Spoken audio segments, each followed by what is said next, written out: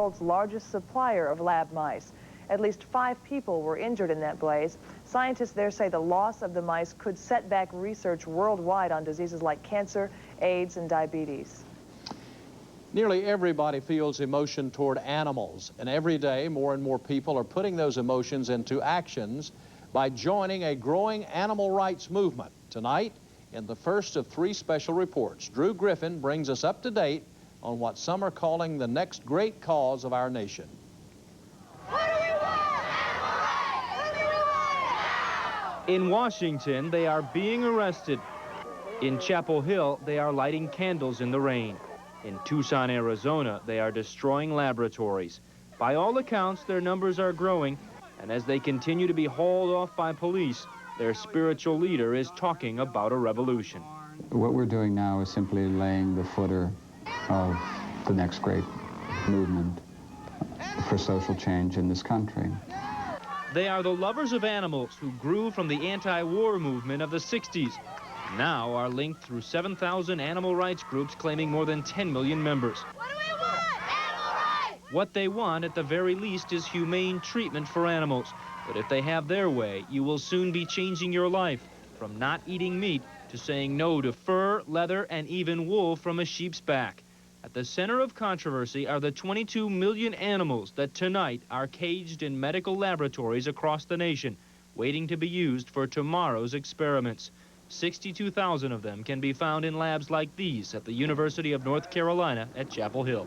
There's hardly anybody alive today who has not benefited directly from animal research. And that is true. It has been basic animal research and testing that has allowed man to replace organs and bones, and every drug that is used in America has been tested on animals. Now laboratory mice at UNC are paving the way to breakthroughs for cystic fibrosis and sickle cell anemia. These are the 2 most common fatal inherited diseases in children. Dr. Tom Regan is part of the Physicians Committee for Responsible Medicine, doctors who want to find new methods for medical research. We start with the ethical foundation, or the ethical feeling that research on animals is philosophically unethical. And it's just a question of tradition, that animals have traditionally been used in medical school teaching labs in the United States. But is the answer to free laboratory animals like these mice? The cost of stopping animal research may be the cost of stopping medical advancement. I don't think you or many of the viewers would be willing to be the first person to swallow a powerful drug or have it injected into your body without it having first been tested in some whole animal systems.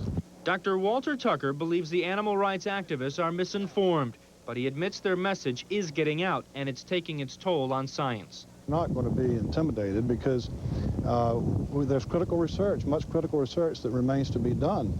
But more and more researchers are coming face to face with the animal rights protesters, and philosophers like NC State's Tom Regan say lab work in the U.S. is about to change. These people are under attack by everybody. They're on the edge of a nervous breakdown, a kind of collective nervous breakdown, because there is no one defending them except themselves. But who will defend this? Tomorrow night, a report on the fur industry running scared. Drew Griffin, WRAL-TV News.